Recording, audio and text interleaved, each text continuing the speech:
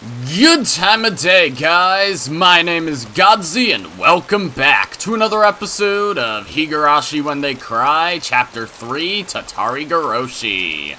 Last episode, Satoko went fucking wild and, more or less, I'm assuming, killed Keiichi. Pushed him off a bridge and he fell onto rocks, I think. So, yeah, but then also this line implies, oh, he's still alive and probably in the hospital or some shit. So, awesome. Unless we're switching perspectives, which is possible, I guess, but I don't know. Anyways, I was told in the comments of last episode that I am very close to the end. I don't know if that means I'm only like 30 minutes from the end, or if I'm about an hour. If I'm about an hour, then that's fine. If I'm like 30 minutes from the end, then my bad. I should have just continued last episode, but that, either way, very, very likely this will be the finale of this arc, so, yeah. And I'll just say now, I am going to be jumping into Chapter 4, Hinamizawa, next time. So, yeah, this should be going up on Tuesday the 22nd, so Christmas Eve, maybe, I don't know. I don't know if I'll be able to get an episode out for Christmas Eve or Christmas Day. We'll see, considering the fact that, the 23rd is when the frickin' update for Genshin Impact comes out, and Colby and Evan are probably just gonna be like, oh, and play with us now. And I'll just be like, okay, cool, fine. So, yeah, I might have enough time to at least, squeak out an episode of Hinamizawa for Christmas Eve, so we'll see, but, I wouldn't count on it. So the 26th might be when I start it, but yeah, and we'll have a new episode of Go to talk about then, so yeah. Should be a pretty beefy episode, if it comes out on Saturday, but if it comes out on Thursday, it'll be a bit less beefy, sadly, but either way, yeah. Anyways, we're gonna go into spoiler time, first for the original anime, and second for Go, so yeah, let's just start now. Mute if you don't want spoilers for the original anime. So I was told in the comments of last episode, I actually got a couple comments last episode, so, yeah, one talked about, something that I misremembered, so we're going into spoiler time for the original anime because of that. Comment from Dapper Shinks goes as follows, saying, oh, so there is something to confirm here. You misremembered something. Keiichi never lived in Hinamizawa previously, and I think it might have been the Satoko flashback scene that confused you. For some reason in that scene in the Dean anime, they had a background kid that looked exactly like Keiichi. The reasoning for this is totally beyond me. Laziness? Lack of designs? Some weird idea of an Easter egg? I don't know. So, I don't think it was the Satoko flashback scene that I actually am not... I actually do not remember there being a Satoko flashback scene in the anime. That is not something I remember. I don't know if that's something that already happened here in Tatarigoroshi, and it's stupid that I can't remember it. Or maybe it's something that happens in the answer arcs that I can't remember either. But I don't think it was a Satoko flashback scene that made me think Keiichi used to live in Hinamizawa. I don't remember exactly why I thought that. I think it's something... I don't know. For some reason, I just thought he did live in Hinamizawa. Oh, no. Now I know. Okay. The reason why I thought Keiichi used to live in Hinamizawa, and then moved away and then moved back, similar to Rena, is possibly due to me conflating, Keiichi and Rena, just being like, oh yeah, they both did that. But no, I guess it was just Rena that did that. And also, I thought it was a prerequisite for Hinamizawa syndrome that you had to originally be from Hinamizawa. Because I know that everyone in Hinamizawa has Hinamizawa syndrome to an extent. Like, the first stage of it or something. Which is why, I'm guessing right here, everyone in the village is about to fucking die because Rika got killed by Takano. And from what I remember, Rika getting killed implies everyone in Hinamizawa is going to die of Hinamizawa syndrome. Not necessarily scratching out their necks, it's more like they more or less get gassed, kinda, but without gas. They just die upright, right? So, yeah, I remember the anime original arc, like, Yamatsukushi Hen, or whatever it was called. What was it called? Let me actually Google this real quick. Higurashi Kai. Higurashi Kai arcs. Where would it be listed? Probably here. The 7th expansion. Yakuza Mashihen. Yeah, okay. So, Yakuza Mashihen was a anime original arc that I remember focused a lot on Satoko. And more or less ended with everyone kind of just dropping dead except for Satoko. Which I think is exactly what is going to happen here at the end of Tatarigoroshi, so maybe that's why it's so quick, because Rika's already dead, so it's already in the process, right? So everyone's going to just drop dead. And I don't know then specifically how it'll fucking end. It depends on whether or not Keiichi died when Satoko pushed him off the bridge or what. But we'll see, I guess. But yeah, that's why I thought Keiichi used to live in Hinamizawa, because I thought you had to originally be from Hinamizawa in order to be affected by Hinamizawa syndrome. But when I thought about that more, I was like, but then Tomatake, who's, as far as I remember, not originally from Hinamizawa. So, yeah. But I think partially what else I was misremembering was that it's not that you have to initially be from Hinamizawa, it's that if you leave Hinamizawa, it affects you more, or something like that. Because that's why Rena smashed all the windows in her school in Ibaraki, right? Was it Ibaraki? I think that's what it was called. I don't think the name of the school really matters. Her school that she was at between the times that she lived in Hinamizawa. So, yeah, that was due to Hinamizawa syndrome, because it gets more severe if you don't live, if you're not in Hinamizawa, but you used to. So, yeah. But nothing like that ever happened with Keiichi, so he just didn't used to live in Hinamizawa, I guess. So, understandable. So, makes sense I was wrong about that. Thanks for the clarification.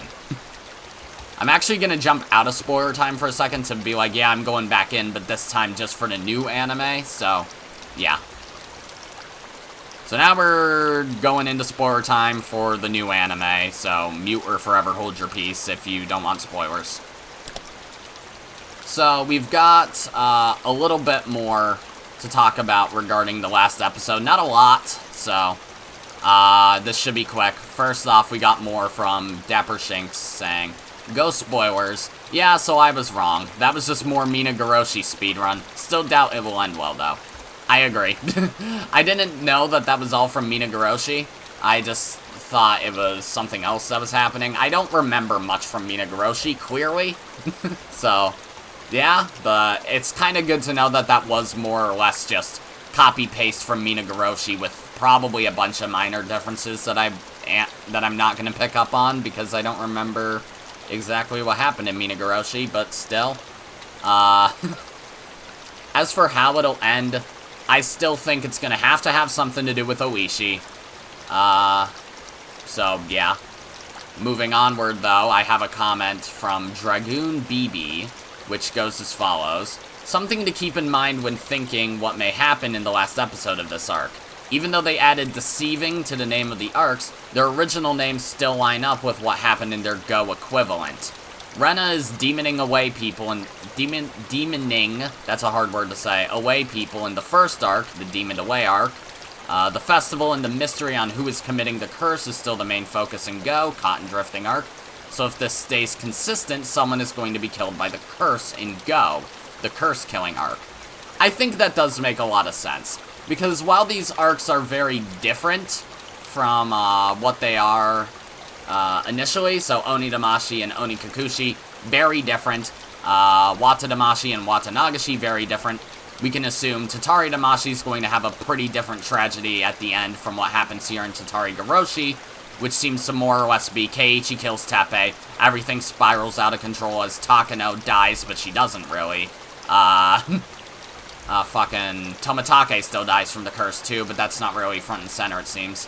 Irie commits suicide, Oishi's missing, but not necessarily dead. Satoko pushing Keiichi off the bridge, and then assumedly everyone's going to die because Rika's dead. We can assume something similar but different will happen, just like how Onitamashi, instead of Keiichi killing Mion and Rena, it's Keiichi and Rena more or less trying to kill each other, but all that happens is Keiichi kills Rena, then assumedly kills himself in the hospital. Watadamashi, the whole fucking series of events there, which is similar to what happened in Watanagashi, but with kind of just in a slightly different order. So, yeah, so what I think might happen here, I think no matter what, Teppei dies. Like, from who? I don't know. I wouldn't be surprised if what ends up happening with the actual tragedy, because I still think we're going to see something supernatural happen, maybe the introduction of Featherin, and maybe, like, older Satoko also, at the very, very end. But after the tragedy, I think likely what could happen, there's two ways that I think it could go. It's either Shion kills, well, actually, no, there's probably three ways. I think either Shion kills Teppei after all because Oishi somehow shuts down what Keiichi's trying to do with getting CWS on their side to free Satoko from Teppei. So Shion just kills Teppei, and more or less Tatarigoroshi still happens, but with Shion in place of not Shion in place of Satoko, Shion in the place of Keiichi. Alternatively, Oishi kills Teppei. I don't know why this would happen, but we have never seen Oishi have Hinamizawa syndrome, right? So it'd be interesting to see how he's affected by it. If he even can be, because I'm not sure if he can. If he can, then I think it's possible that he will in the last episode of Tatari Damashi, but still.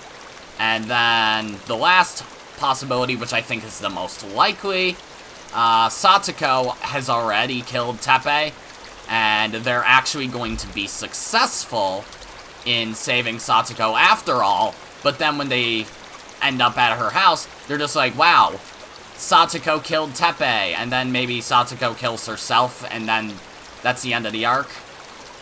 Judging by what's happened in the last couple arcs, I think we can assume that Satoko's killing herself at the end of Onidamashi and Watadamashi. So, like I've said before, I think what happened in Onidamashi, Satoko killed Rika and then herself, and in Watadamashi, Satoko killed Mion and then herself. So I think it's very possible that here in Tatari Damashi, she kills Teppei and then herself. As for when she kills herself, though, it might be immediately after she kills Teppei, so maybe already Teppei and her are dead. But it's also possible that she has yet to kill Teppei, or she already has killed Teppei, but she's yet to kill herself. I don't know. I think the most likely scenarios are either Shion kills Teppei and more or less fills in for Keiichi and Tatari Damashi, or Satoko kills Teppei and then herself. So, yeah, I think that's what may happen. So, spoiler time over. Let's finish this fucking arc. Welcome back, guys. Let's finish this. My head was pounding. The sky was bright. Yeah, we're probably in Keiichi's perspective. It was cold, too. Running water, also. It hurt. Each sensation I felt led to a new and different one awakening. Yeah, we're in Keiichi's perspective, for sure. When I came to, I was lying face first on a dry riverbed. A few body parts hurt a lot. The skin over a bunch of my joints was torn, turned blue or red and or oozing blood. I could tell it was my bones that were in pain from the agony I felt whenever I moved.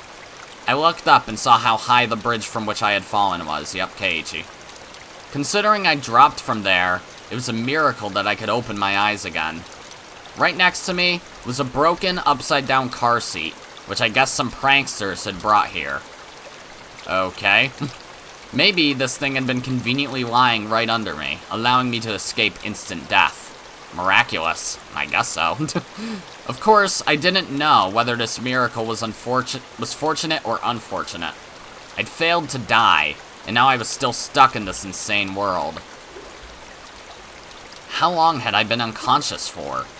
The sun was high in the sky, so it looked like only 1 or 2 hours had passed. But my body's sluggishness didn't make it feel at all like so short a time had gone by. Mentally, it felt like I'd been asleep here for a decade. Ow! Ugh. The more feeling returned to my body, the more the pain flooded in. It hurt so much it would have been better not to have woken up. I needed to get to a doctor. Yeah, to Coach's clinic. The term Coach's clinic brought memories back one after another. Memories I wish I hadn't recalled. Satoko was no longer on the bridge. She would have returned to Hinamizawa by now.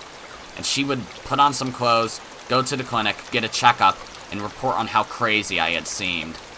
The police were waiting for me, without a doubt. This time, would they find out for real that I'd killed her uncle and arrest me? Or would they just send me to a mental institution like I thought they might? Still, I didn't care which it was. Please, someone stop all this pain. You can boil me or cook me after that, whatever you want. I began to walk unsteadily, just limping along. I went downstream, and then through an animal trail-like path in the woods. I walked haphazardly, searching for a path I knew. Eventually, I finally came across a familiar road, and set off towards the clinic. Not to my house, but to the clinic, which had treated me like a lunatic. It was hot and humid. There was no wind, and the air was stagnant. For a while now, I've been smelling the terrible stench of burned eggs, and it made my face scrunch up. And then, at last, I noticed something. I couldn't hear any cicadas. It was the first time I'd heard Hinamizawa be so utterly silent. Oh, this song, it seems. When I thought back, it seemed like birds always chirped in the morning, cicadas always cried loudly in the afternoon, and Higurashi always rose up in chorus in the evening. Always something to hear. I couldn't hear a single insect. The only thing I could hear was the rustling of the wind brushing the treetops. I'd never experienced this sort of quiet before. Even the only sound coming from the trees lacked life somehow. The trees were yellow, and many leaves were spread on the ground, despite it being too early for autumn. Even the weeds that had been growing so persistently at the side of the road had yellowed, browned, and lost their vigor. Only the sunlight itself was of the June Hinamizawa I knew. And yet, it seemed like the seasons had switched all of a sudden. Looking at the fallen leaves and rotting weeds led me to spot a few small insects turned on their backs. They weren't moving. Ooh. They were corpses. I looked closer to see insect corpses scattered all around. That's weird, but I think I get it. Like a child had collected them as samples and then strewn them about. The stench. What was it? It was terrible, like burned eggs. Combined with all the bug corpses and leaves falling from the trees in summer. Had someone sprayed herbicides or pesticides around here? Even at school, we apparently fumigate. They call it pest disinfection or something, once or twice a year. I hadn't run into anybody, despite how bright it was outside. It was mid-afternoon, and yet it felt like I were sauntering about at midnight. Oh, okay, no, that makes sense, I guess. Well, with this smell, nobody would want to be walking around outside. Just what was this anyway? There was no sound, no noise, not even a breath. Hinamizawa was silent. The school would come into view, right after turning this corner. And yet I couldn't hear any commotion at all. None of the shouts or grunts that children always made. It was simply quiet. Just as pretending to ignore the silence had grown intolerable, I saw the school. And finally I heard something. It was the sound of a few trucks. There were a few very tall trucks parked in the schoolyard, idling. About 10 workers in raincoats were unloading things from their trunks. It was hot and humid even in my casual clothing. I couldn't imagine how unbearable that must have been. And then I remembered. Our school was rented from the Forest Service field office building, wasn't it? It wasn't strange at all for Forest Service trucks to be doing some kind of work in the schoolyard. Besides, what did forest rangers do anyway? I felt bad for them having to work in such heat, and with such a stench about. They were taking colorful cargo out of the truck and lining it up in the schoolyard.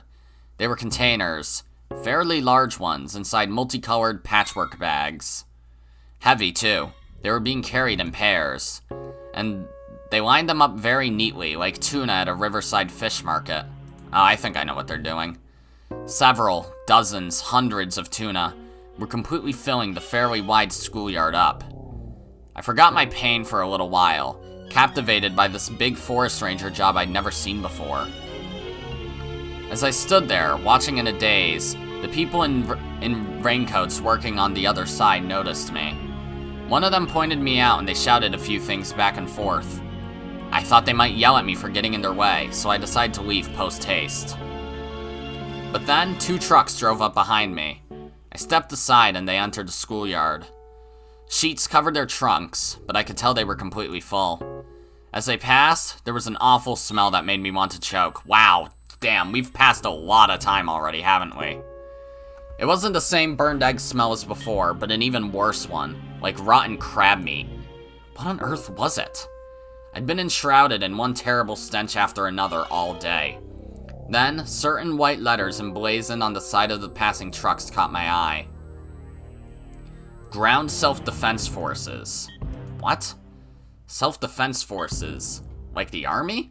Why was the army in the schoolyard? Hey, you! Where did you come from?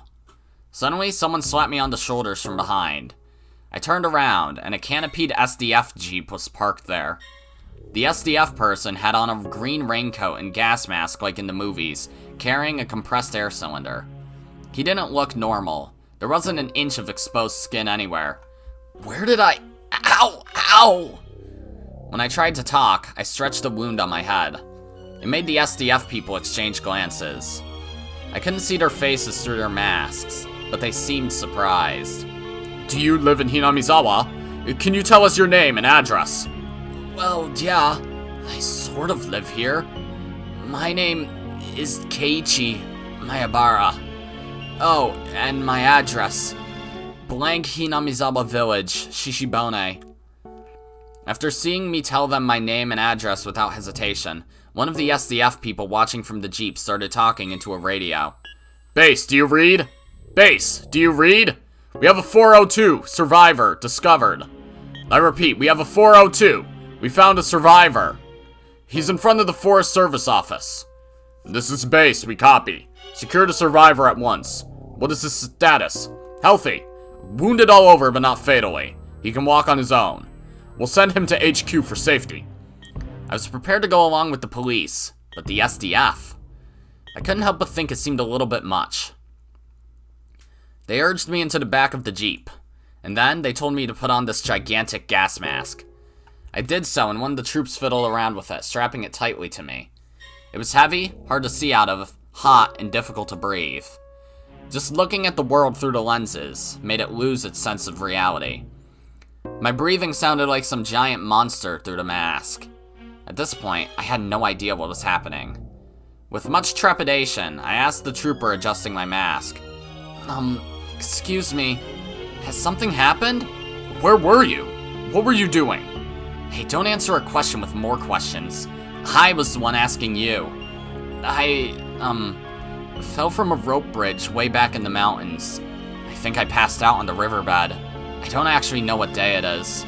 Today is June 22nd, 1983, Wednesday. That surprised me. Satoko pushed me off the bridge on Tuesday the 21st. Okay, wow. Then damn, everything just happened off screen, didn't it? That meant I'd been asleep on that riverbed for an entire day. Forgive me for asking again, but did something happen? Why is the SDF here? Is this a drill? Had my question been that difficult for him? None of the troopers would answer me. Oh shit, we're suddenly switching to fucking this format, huh?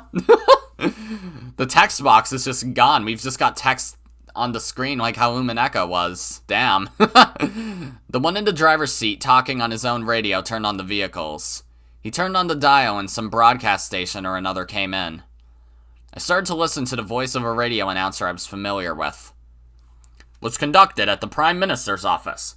In regards to questions from the press that the SDF not responding to the disaster promptly was directly related to this... I cannot speak today.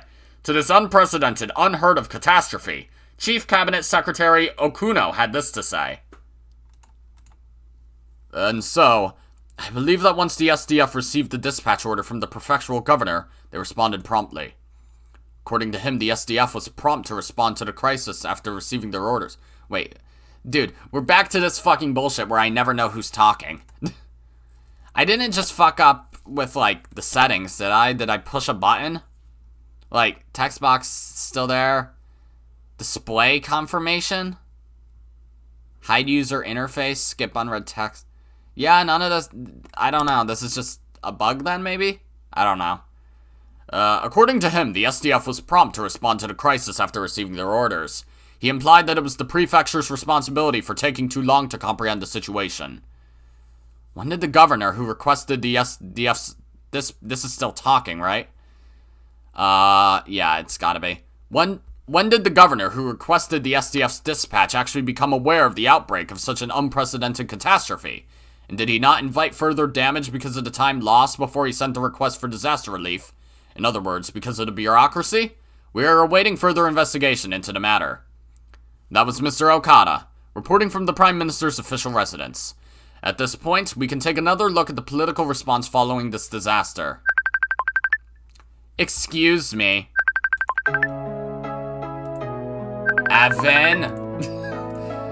Sorry about that, guys. Apparently Evan wants to play something or something, but he can wait. In the middle of the night between June 21st and June 22nd, a large-scale disaster broke out in Hinamizawa village, Shishibone. The details have not yet been investigated, but there was an eruption of volcanic gas from somewhere in the Hinamizawa area. Oh, okay. The gas was relatively heavy, and as it spewed out, it began to flow. That flow went down along a small river and headed directly into Hinamizawa village. After a few hours, it had covered the entire region. It happened in the middle of the night, 2 to 4 a.m. Every home and household in the village was afflicted. With most of the residents asleep, it is thought that all died without noticing the crisis. Yep, just as I thought. The catastrophe striking in the middle of the night caused its detection to come too late. Or, wait a second. We're going into spoiler time for a second for the original anime, because I think I misremembered something. Okay, so I said at the beginning of this episode that the reason why the entire village is about to die is because of Hinamizawa syndrome. But instead, maybe, the reason Keiichi survived is because he had Hinamizawa syndrome, right? So then the reason why Rika has to die before they can do this is because otherwise everyone would be immune to it or something? I don't know. Like, this is very weird, and I don't fully remember what happens here and why it happens, but I know this can only happen if Rika is killed. Because she's like the queen carrier or something. So either killing her gives Hinamizawa syndrome to everybody else, which then makes it so they die from this gas, or having Hinamizawa syndrome makes you immune to it, so Rika dying makes it so regular citizens can't have it anymore, so they die, but if you already had it beforehand, to a great extent, like Keiichi does, and I guess presumably Satoko, then you survive it. That's about all I can think of. Also, finally we have a new song that's not, killing me. This song is a lot better. Welcome back, guys. I don't know which line I just read, so we'll start here. The catastrophe striking in the middle of the night caused its detection to come too late, but there was still one small opportunity to have noticed it. 3 a.m. A news dealer's shop in Okinomiya sent a vehicle carrying the morning newspaper to its branch office in Hinamizawa. Usually the shop would be contacted upon the vehicle's arrival, but this morning that didn't happen. The news dealer's shop made repeated calls, but got no response. The shopkeeper sent his eldest son to check on things, but they lost contact with him as well. It is extremely regrettable. If they had contacted the police or fire department at this point, it is highly possible the situation would have turned out more positively. At the very least, It's possible that a portion of the village might have been saved from tragic annihilation. 6 a.m. Residents in areas in the same region began continuously calling 119 to report the smell of rotten eggs, dizziness, nausea, and headaches. The fire department received the same reports, all from the same confined region. They speculated a truck loaded with chemicals may have gotten into an accident and reported it to the local police. 6:30 a.m. Contact was lost with a patrol car on duty in the Hinamizawa area after the officer reported the smell of rotten eggs. That must have been Oishi. The local police considered the possibility of a large-scale disaster involving highly lethal gas and reported it to the prefecture and prefectural police at 7:15 a.m. 8 a.m. The governor was traveling to nearby prefectures for inspection, so in accordance with regulations, the prefectural environmental disaster prevention chief was provisionally escalated to Director General and set up a disaster countermeasures office. However, without contacting the governor, the countermeasures came too late. As has recently been pointed out by citizens groups, his trip with honorary Diet members to inspect other prefectures was based solely on good relations, and it's rumored they preoccupied themselves with the drinking party. Sources closer to him claimed the governor had been drinking all night and had gone to sleep in a drunken state. He was completely drunk when the environmental chief phoned him as well, and apparently he could not get him to pay any attention to the matter. And so the authorities, in the hour or so it took for the governor to grasp the situation and sober up, did nothing but accumulate information.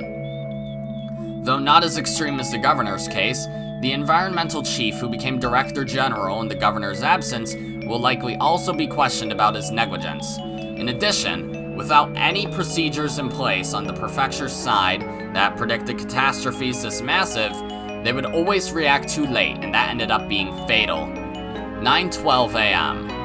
On the advice of the prefectural police, the governor requested a disaster relief mission from the SDF. By the time the Chemical Defense Unit, equipped with protective equipment, arrived on the scene, 8 hours had already passed since the incident's outbreak. Whatever the case may be, it was unfortunate this happened while everyone was sleeping in the middle of the night. Had the same disaster occurred during the day, it likely would have been entirely different. All households in the Hinamizawa village region were wiped out. There were over 1,000 victims. The SDF is still confirming the situation on the ground, but their results are predicted to only increase that number. Here with us in the studio today is Dr. Fujiwara, a professor at Blank University who is well acquainted with volcanic disasters. Doctor, can such a sudden and horrible outburst of poisonous gas actually happen? It isn't at all unusual for this to happen right around craters, at least. Japan is a volcanic nation, and so has many active volcanoes. There is always a danger of hazardous gas around any of these craters, and it's generally a rule among mountain climbers not to go near them. Does this mean the rotten egg smell that visited Hinamizawa village was the normal sort of gas from volcanic craters? Judging by how it smelled like rotten eggs, we think it was hydrogen sulfide, a gas seen particularly frequently in accidents compared to other volcanic gases. If it's dense, it becomes extremely dangerous. What the? Oh, that's the vacuum. I was like, what's that sound? Hinamizawa village is very far away from the craters of any volcanoes. Wait, this is the other dude. Can hydrogen sulfide be generated even from a place not close to a crater? I don't know all the details, so I can't say anything concrete. But in other countries, there are records of gas eruptions due to magma buildup under hot springs. It's an extremely rare event, but it is possible for such a thing to happen even in a region not near craters. Thank you very much, Doctor. We appear to have an announcement from the Japan Defense Agency. Miss Morikawa, are you there? Yes, I'm at the Japan Defense Agency. The agency has just made an announcement regarding the source of the Hinamizawa village gas disaster. Analysis from the Ground Self-Defense Forces Department of Chemistry has found that the gas was a mixture of carbon dioxide and hydrogen sulfide. Miss Morikawa, do you know whether the gas is still erupting or spreading to nearby areas?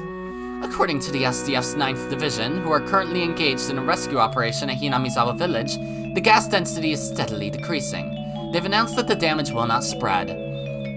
However, it does not change the fact that surrounding areas are still in danger, and that very strict observation must be maintained.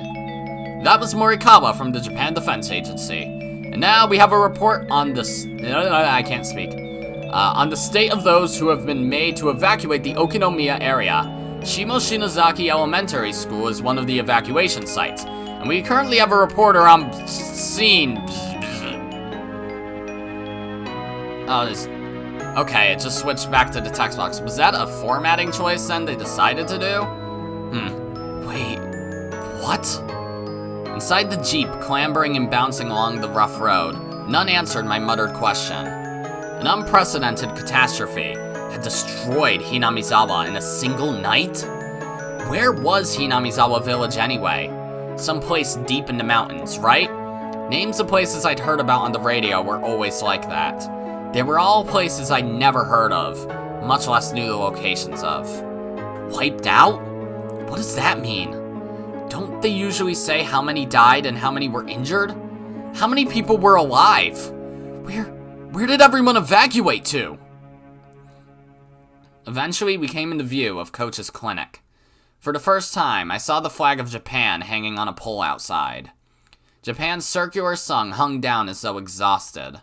Many SDF tents were set up in the clinic's big parking lot, and many strict security vehicles were parked there as well. When they saw the Jeep coming, men in white clothing and gas masks came running out of the clinic, frantic, carrying a stretcher. "You're going to be all right. How do you feel? Can you walk?" "Yes. Ow, ow." And because of my ows, they forced me to lay in the stretcher anyway.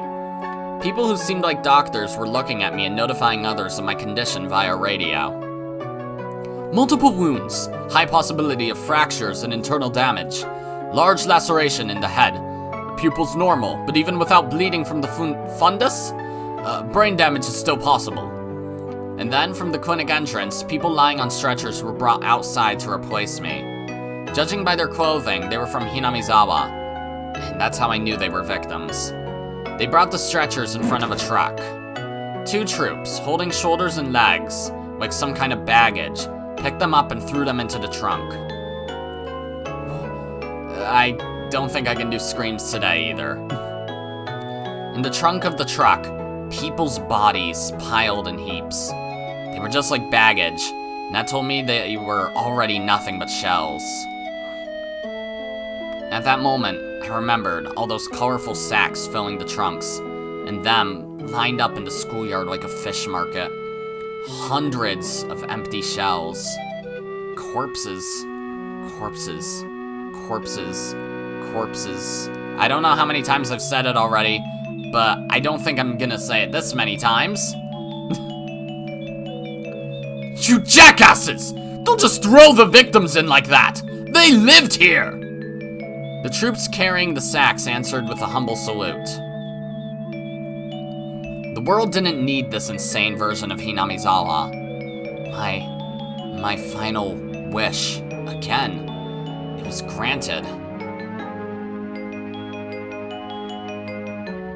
I didn't understand anything anymore. None of it mattered. I wished, I cursed, and then it happened the next day. Then please, tomorrow morning, let me die. That insane night, it's still going on. Please, please end it already.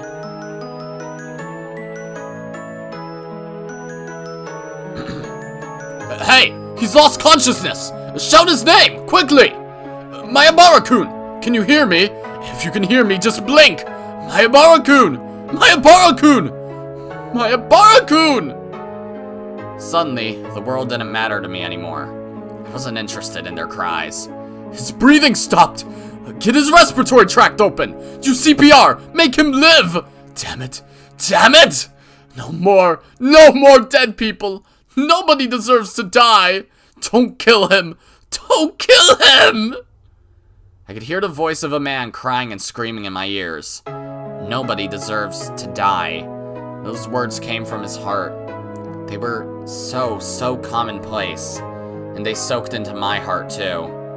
Maybe it was a mistake to take someone's life, even if it was to save Satoko. I haven't put a bunch of crying emojis into Discord.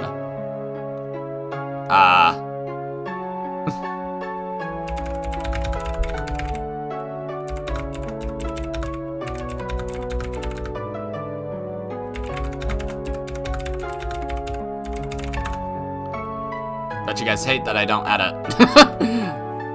If this is the price I had to pay, this horrible tragedy, then this is a little much, Oyashiro-sama. Why did you never punish me? Come to think of it, Satoko said something. Oyashiro-sama's actual curse never goes for the target at first, but kills everyone they love before that. Oyashiro-sama's curse.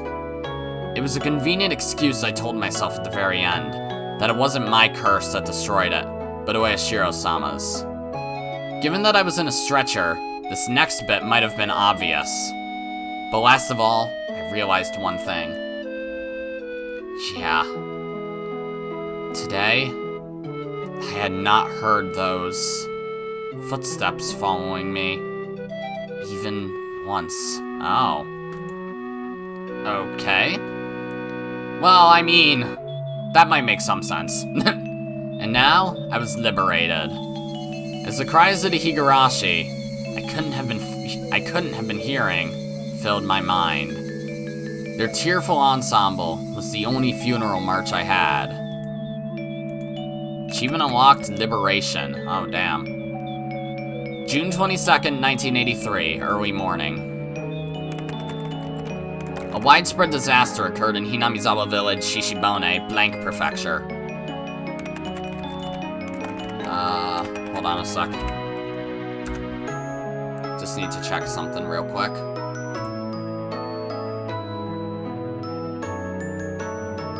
It's fucking loading, great. Evan.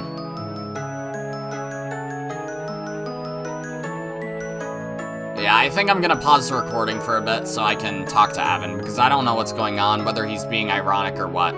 So, alright, it was nothing. He got tested for COVID and is missing a few days of work because he called in sick yesterday from, like, throwing up or something. So, yeah, wasn't important. The crying emojis were ironic. How fun. Anyways, let's continue.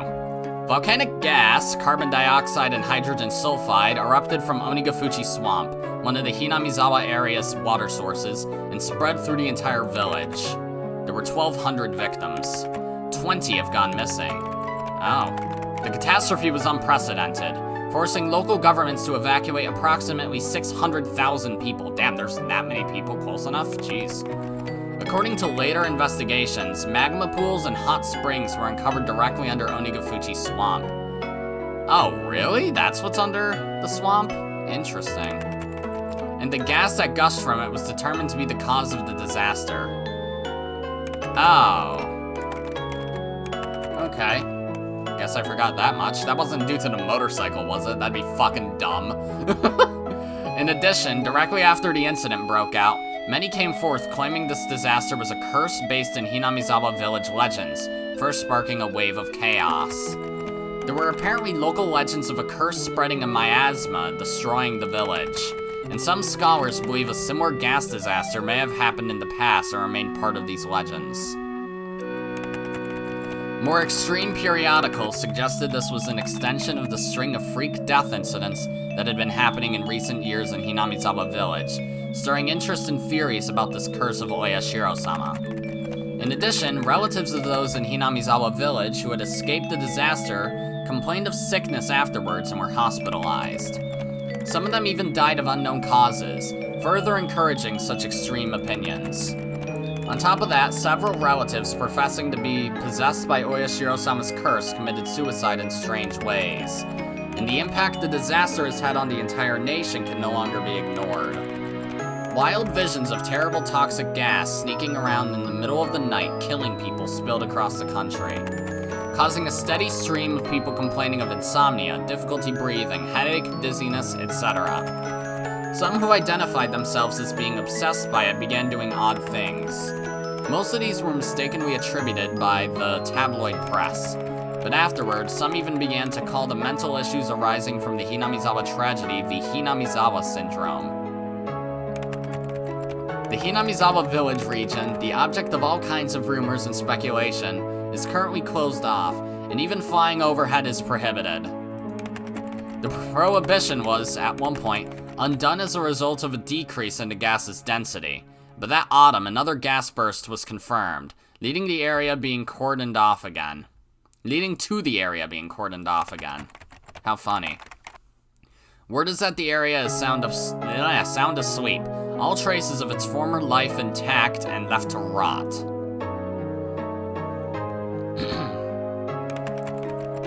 Only one survivor remains.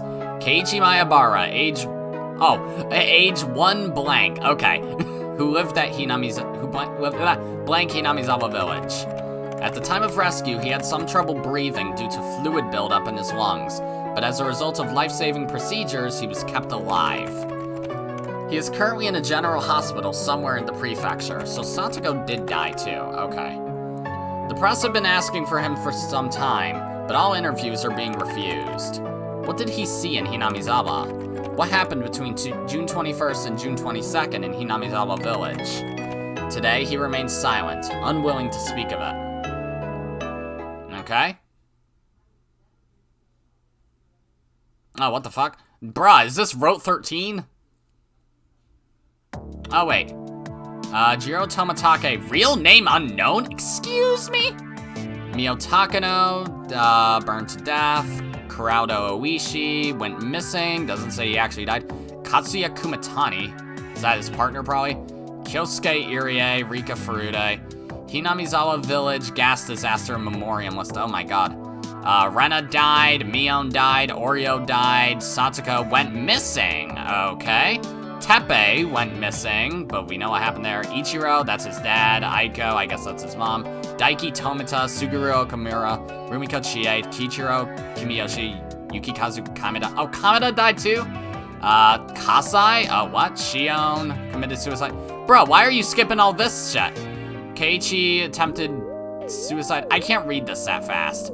Higurashi When They Cry, serial murder novel number 3, Tatarigoroshi scenario. Okay, this is mostly just credits at this point, right? But I didn't read all the tips, so excuse me?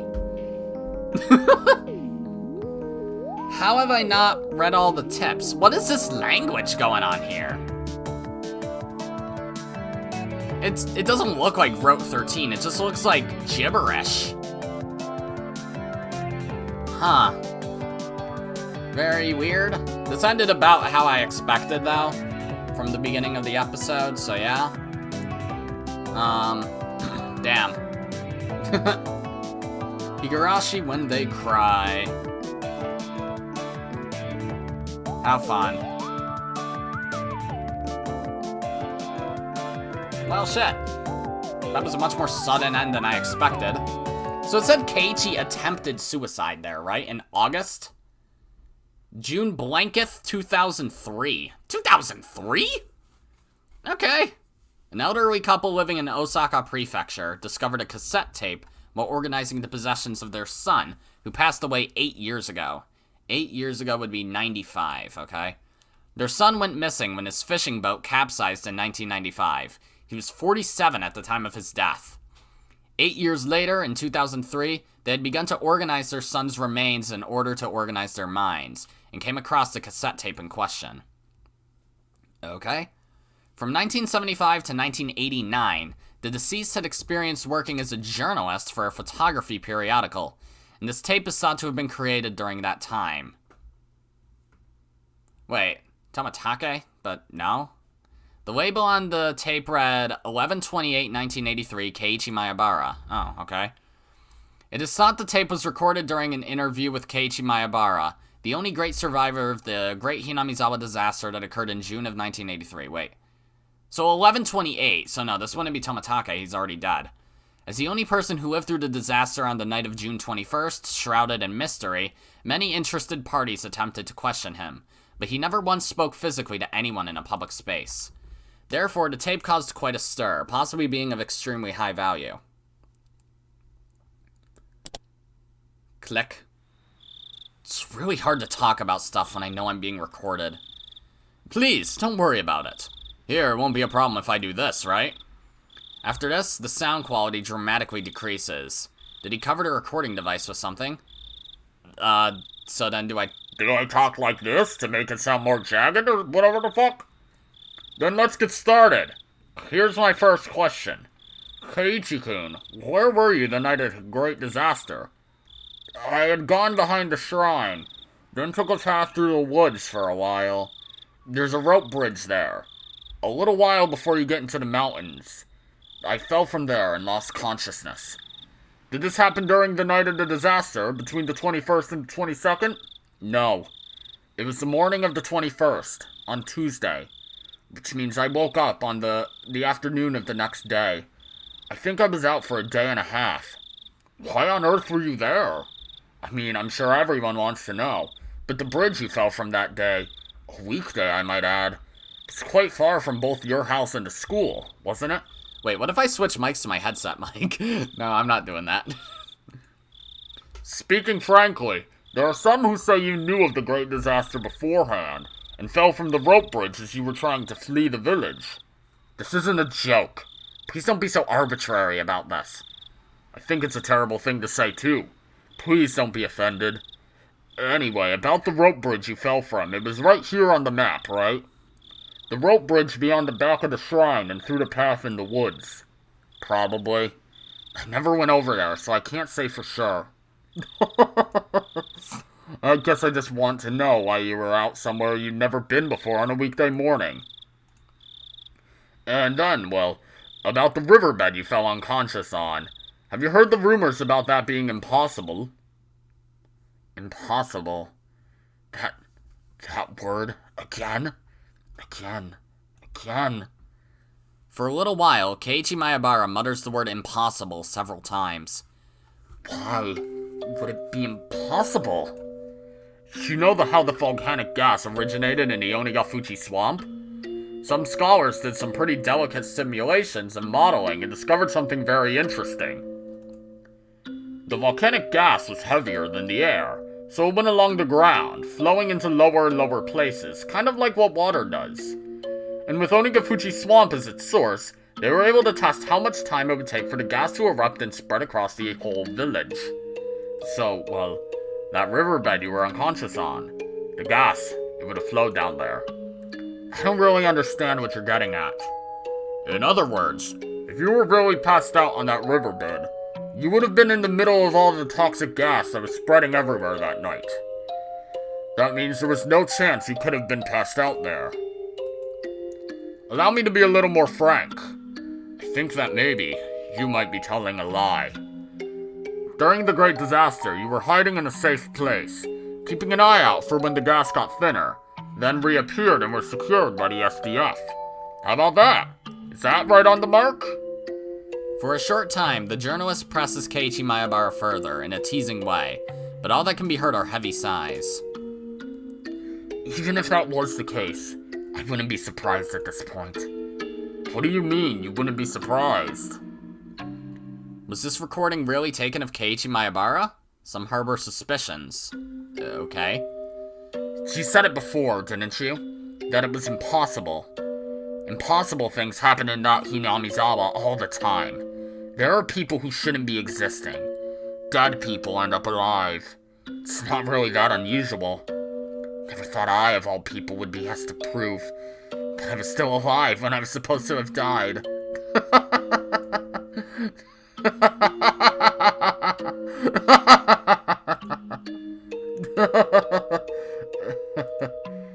The journalist and Keiichi Maebara both laugh for a while. To verify its authenticity, I had the others in the Maebara family check the tapes with his voice in it.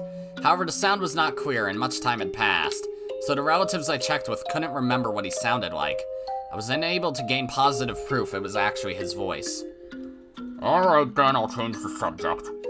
What do you think about the debate about whether this disaster was the curse? The 5th year of the serial freak death incidents in Hinamizawa. I don't think it was. I was the curse that year after all. What do you mean? I was just answering the question. Doubts also remain regarding the date 11/28 written on the tape. Oh shit, didn't mean to click. The curse. Well, you probably won't believe me when I tell you this. I was the one who caused it. I was the one who wished for the whole village to die, and it happened. What an exciting story. Exciting? I suppose you could call it that. After Mayabara Keiichi's failed suicide attempt on a certain August day 2 months after the disaster, he was diagnosed with a mental disorder and transported to a treatment facility. I was the one who killed Takano-san, and Coach, and Oishi too.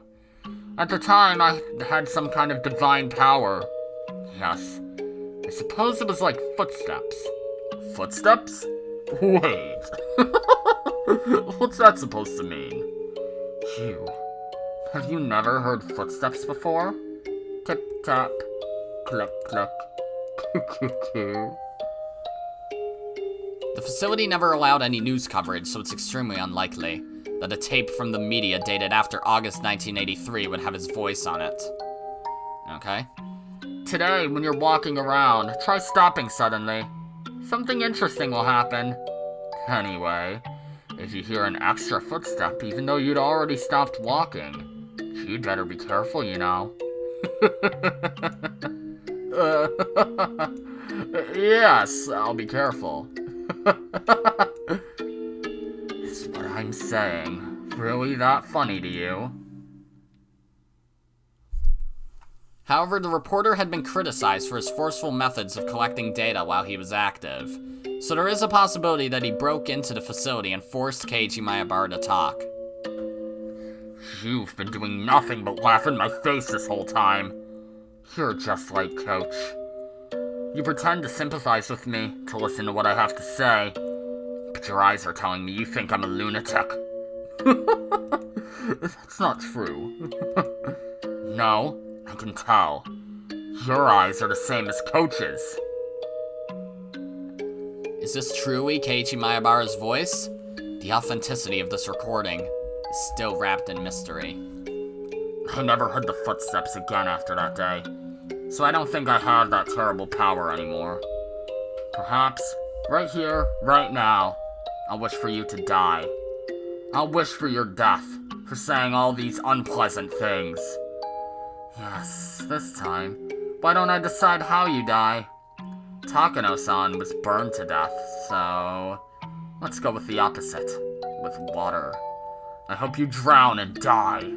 How's that? 15 years after this tape was created, the reporter, just as Keiichi Mayabara had predicted, died in an accident out on the sea. If I'm in top form like I was then, you'd die before tomorrow morning for sure. Now then, I wonder how many days it will take for you to drown. Ugh. Okay. You'd better be careful, you know. Don't go getting yourself killed by some stupid curse I put on you, okay?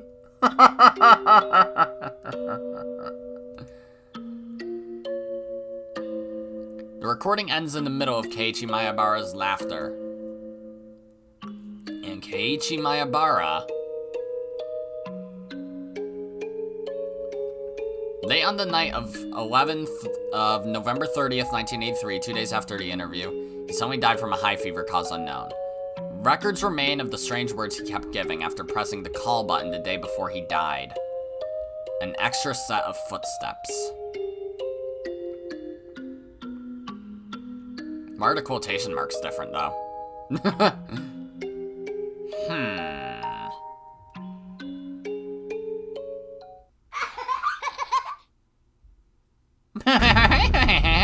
Sure. Thanks, little kid. Alright, then.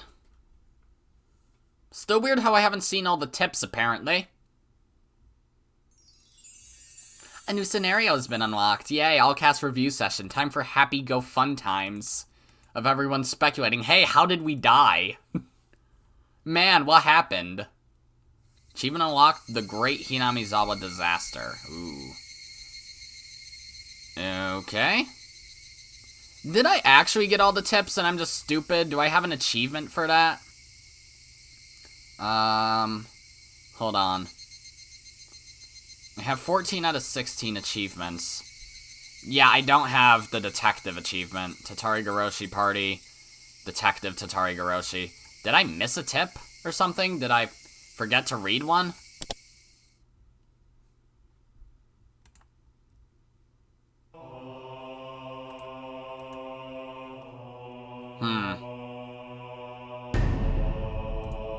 I'm pretty sure I read all of them, right?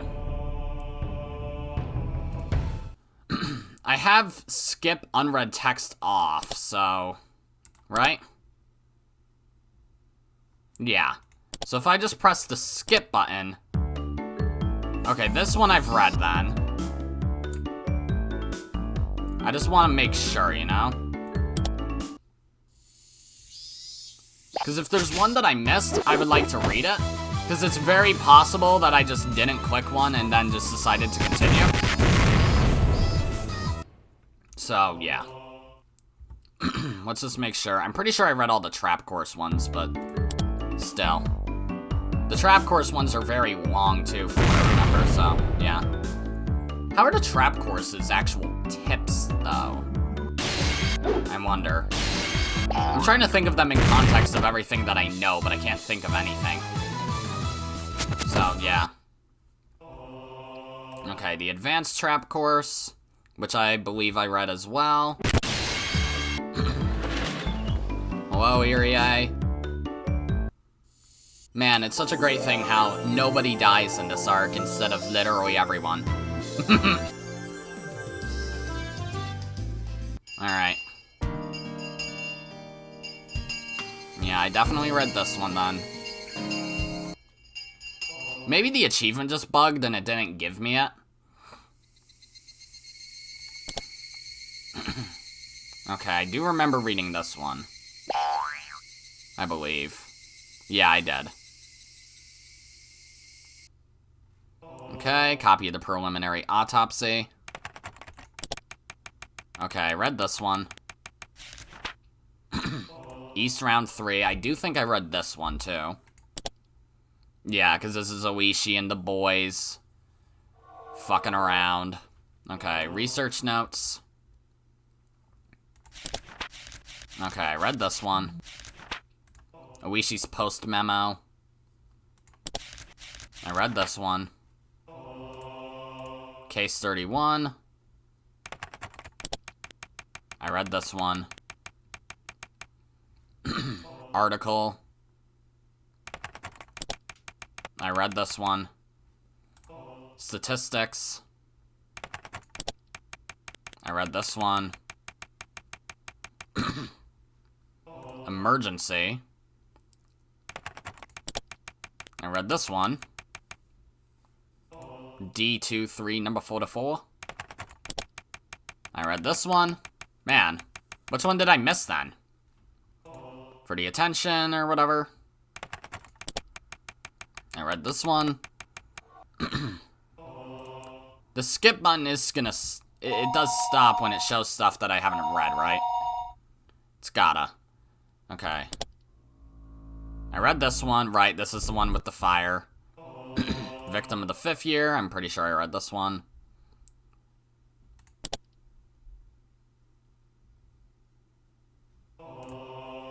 Inquiry request. Skip button could also just be bugged. Maybe I did read all of them and I also just didn't get the achievement for whatever reason. Record of malice. I definitely read this one. I know that for sure. And research notes. Yeah, I guess I must have read this one too. Weird. So why didn't it give me the achievement? Is there another tip that you get after the Allcast review session, maybe? Alright, well, whatever. Let's read the Allcast review session. Alright. Thank you very much for enjoying Higurashi When They Cry, Ch.3 Tatarigoroshi. How did you like it? It had a different sort of atmosphere than the previous chapters. I would be happy if you enjoyed it. A bad end again. The type which we're so fond of, huh? Personally, I wanted to get a scene of the gas coming in, the villagers spasming and foaming at the mouth one by one before dying. Do you all think so too?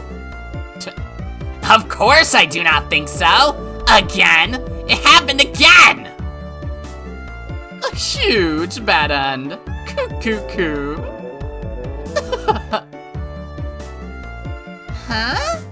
Keiichi-chan, you sure seem happy about the bad end. Well, it's more like all we can honestly do at this point is laugh. The terrible endings have been escalating through each chapter, and it finally reached a culmination, I suppose. Everyone died together as friends. Nipa. I guess you could say that. I die every time though, and I'm a little tired of it. It would be nice to have an ending where I didn't die once in a while. Tomatake-san, you're kind of like a time signal.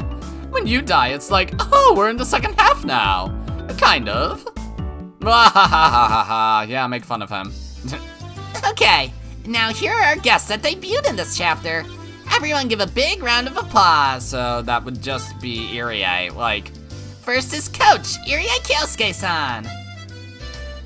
I'm honored to have your introduction. Hello there. I was a minor character, but having a full portrait like this makes me feel really important. It's true. You had too many appearances, too much dialogue, and too strong a role for a minor character. I don't know how much I'll get to appear from here on, so please root for me. Thank you very much. Next up is our teacher, Chie-sensei. She's been in the game the whole time, what do you mean? Hello there, everyone. I've appeared in various scenes, and this time I was given that memorable scene, the Curry Showdown. I just can't forgive those who would slight Curry. That was last chapter, wasn't it? What? Yes, I wonder. Now, someone give Chie-sensei a seat, please. Okay then, well, I guess she just means she's debuting in this frickin', whatever the fuck, right? All cast review session? Okay, now everybody is here. Rena, you can do the honors again. Okay, everyone. Please pick up the cup nearest to you on your table. There are plenty of different drinks. These after parties have gotten real lively. How many do we have here now? Including us, I think there are about 10 people. Now we finally have the same number of minors and adults. We can all drink without being ashamed. Speaking of beer, how is it that something so delicious when cold turns so bad when warm? One of the 7 wonders of the world, I say. I wonder why. Okay, I'll pour some beer. 1, 2, 3, 4, 5, 6. Huh?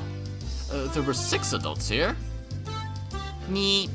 I would like the foamy barley tea as well. Rika-chan, you can't drink. Anyway, Rena-san, let's get this moving. Well, okay. Can I have everyone's attention, please? Alright, everyone. Excellent work on the Tatarigoroshi chapter. Cheers! Cheers! Yay! Clap, clap, clap, clap, clap, clap. Okay. Okay then. Let's get down to our traditional plot discussion. Still, though, this chapter just confused us yet again. Well, if anyone has an opinion, please raise your hand. Wow, everyone's being so discreet. No hands? Then why don't I break the ice? No, excuse me, could you change the music, please? To something a little more mysterious. Alright, yeah, break the fourth wall, Takano. Yeah, that's good. The mood has been set. Alright, Takano-san, take it away. I think that just by poring over the Tatarigoroshi story, the mystery won't be revealed. I know what you mean. Obviously, that's how the stories have been set up. Was there something like that in particular? I don't know if I'm right, but in Onikakushi, when Mayabara-kun was eating in the restaurant with Oishi-san, Sonozaki-san found out, and it was a little mysterious, right? It was certainly mysterious just in Onikakushi, but after reading Watanagashi, a few things made a lot of sense. When I mentioned a restaurant with cute uniforms during the story, it must have meant Angel Mort. And Angel Mort is owned by the Sonozaki family, so... Someone who knew Kei-chan was there too, and told me. Actually makes a good amount of sense, right? That's what we mean.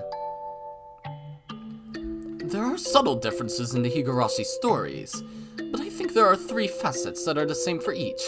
The character settings, for example. I was scary in Oni Kikushi, but that wasn't only because it was Oni Kikushi. It was because my character was the exact same in all 3 stories, is that it? I agree with the characters being exactly the same. The most extreme case being me dying in the same way in the same place every time. No matter which story it is, you always die on the same day. There's a scene where during Watanagashi, Takano-san and Tomitake-san sneak into the ritual implement storehouse. The same scene may have still happened in the other stories, even though it wasn't portrayed. I think it still happened. Save for a few events, the weather of the day of the festival, what we did in the club, and Satoko's uncle coming home, it's almost all the same. So they admit that the weather's inconsistent, but why is that? Like, which means we have a bunch more questions. If the stories are told in exactly the same environment each time, why do they end up being so different? If we think from the perspective of a general adventure game in the suspense genre, sometimes the story branches depending on choices, right? So, in Watanagashi, the point where you do or don't give the doll to my sister. An unavoidable bad end from a choice so early on. That's pretty scary. Well, in Tatarigoroshi, maybe whether you decide to kill the uncle or not. I think it was way before that. I think it branched back when the uncle's cohabitant disappeared because of some trouble and he returned to Hinamizawa. Of course, it could be a completely different story if you don't kill the uncle, like... Then what was the first branch in Oni Kikushi? I think it was when I appeared and started talking about the serial freak death incidents related to Oyashiro-sama's curse. I mean, I guess, but... You know, I just thought of something. If Keiichi-san gave the doll to Mion-san, and if Oishi-san and my uncle hadn't appeared, would we not have spent our time in peace without anything appearing? I see. Satoko's gotten right to the point. You're right. You can say that again. Then maybe we should pray Oishi-san and her uncle don't show up in this dark story.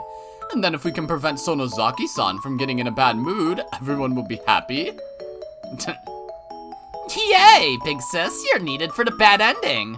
Be careful, everyone. If you make my sister mad, you're sure to get a bad end. What are you saying? Shion! Next time I'll make sure to be merciless in the pain I put you through. You can cry and apologize as much as you like. It won't work. Just you wait! Great one, guys. Jesus. We can't solve any of the mysteries thus far, but we seem to have put together a plan for how to get the story to end happily. Too bad you can't control that, like... I wonder if that would really make us happy. Oishi-san and Teppei Hojo-san don't show up. Mion-san gets the doll. Is that all we have to make sure of? Definitely not. You're right. We're all forgetting the most important thing. Remember the great Hinamizawa disaster? You cannot prevent natural disasters. Should we have everyone in the village put on gas masks and move away?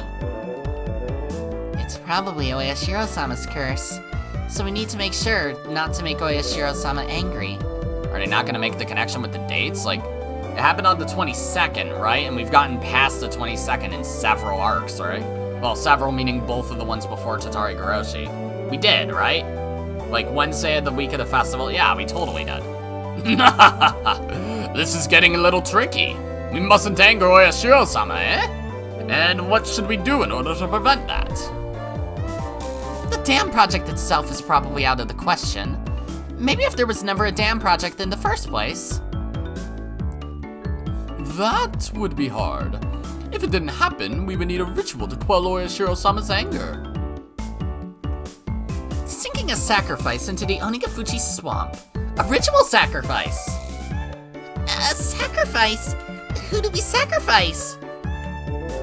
Come on, use your head. Someone who is destined to drop out from the story no matter what happens. If he's gonna die anyway, then we may as well have a help out Hinamizawa.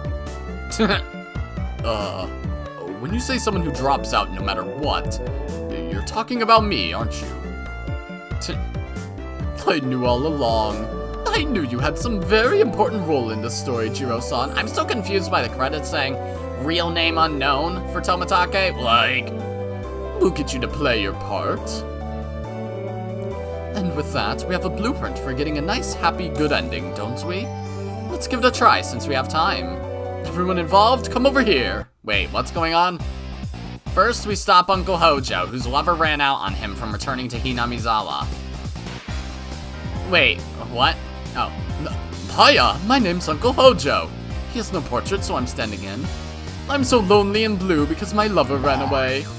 Time to go back to Hinamizawa, lock up Satoko-chan, and raise her into a maidservant.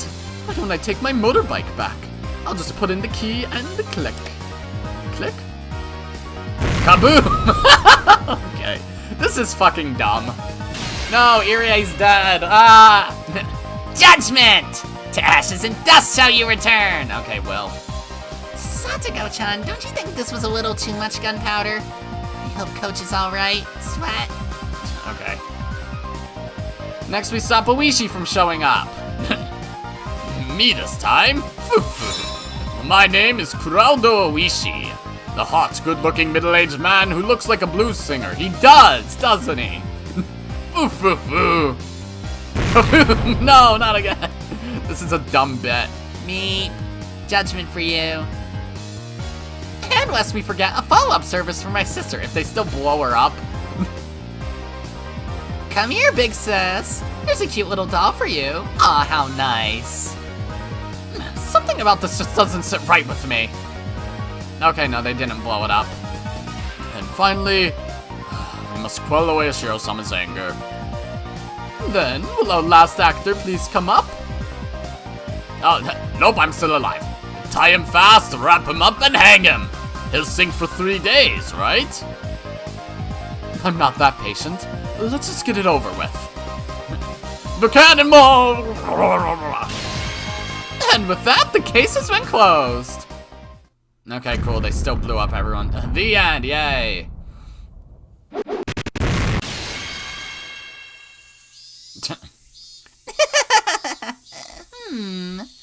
Oh no. All of a sudden, this arm of mine is going with an awesome power. Wait, what's going on? This pile of corpses is a pretty big deal.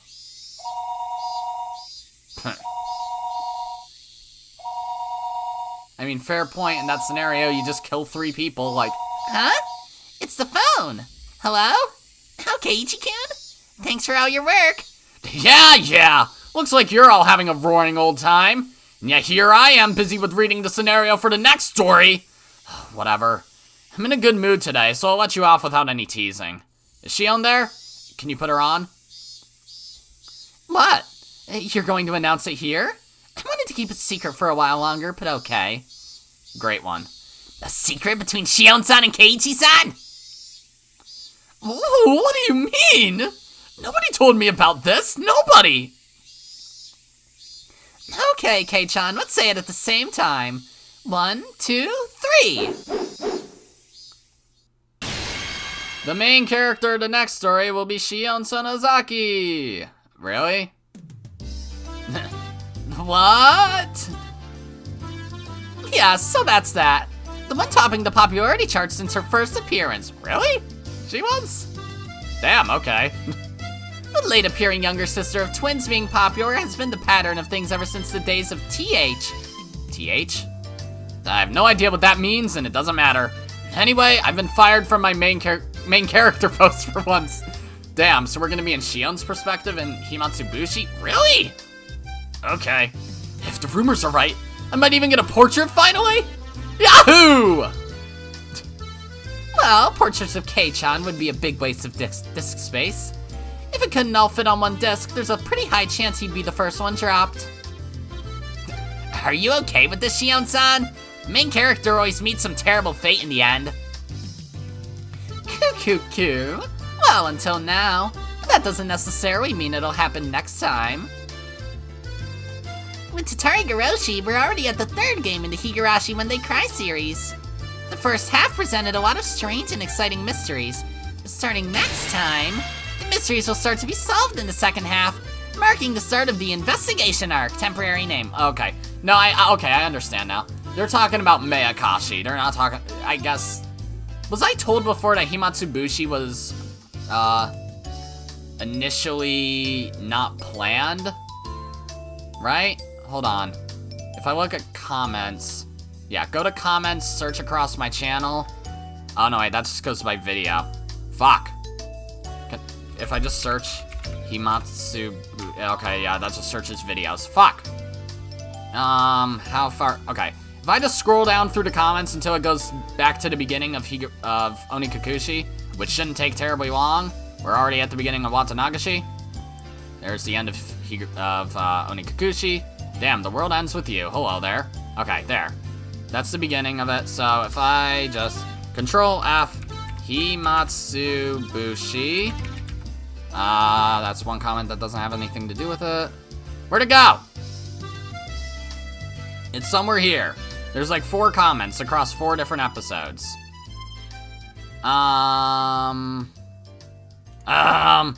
Yes, okay, I was told this.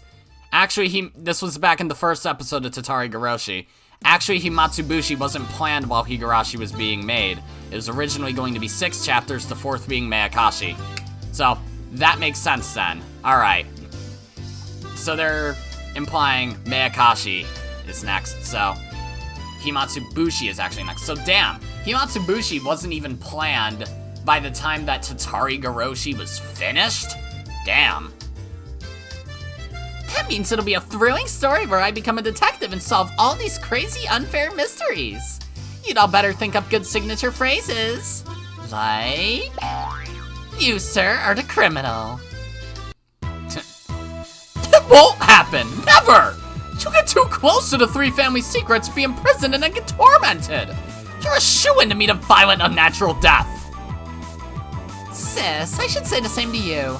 Are you mentally prepared for me to see through all your mysteries and secrets, then have you apologize to me and commit suicide? No chance of Oyashiro-sama's curse for me, is there? Anyway, the new story to begin the second half, temporarily called Miyakashi, or Eye-Opening, is currently undergoing diligent development. We should be able to unveil it to you all in the near future, so I hope you look forward to it. Onikakushi, Watanagashi, and Tatarigoroshi. What truths will you all come up with after reading these 3 stories? Or will you just come up with more questions instead of theories? Rana has no clue either. For all of you warriors who never yielded to these 3 mysteries and kept on fighting, we present you with one final scenario as thanks for your enthusiasm, one which we never originally planned on giving to you. Please enjoy it. Oh, wait, no? So you were planning Himatsubushi by now, but you had already written this, so that's an addendum? I don't know what's going on, dude. Not like it matters. Alright. So that's the end of that. Alright, achievement unlocked Tatarigoroshi party. Still weirded out about tips. Why the fuck don't I have all the tips? I'm very confused by that. I'm actually gonna look at Steam then. Looking guides and crap because weird that I don't have all the tips. Why are the first 3 guides in Russian? Achievement guide 100%? Yeah, okay, sure. Play all games at once? Bro, what's the point of playing all of them at once? Yeah, obviously you just skip through everything.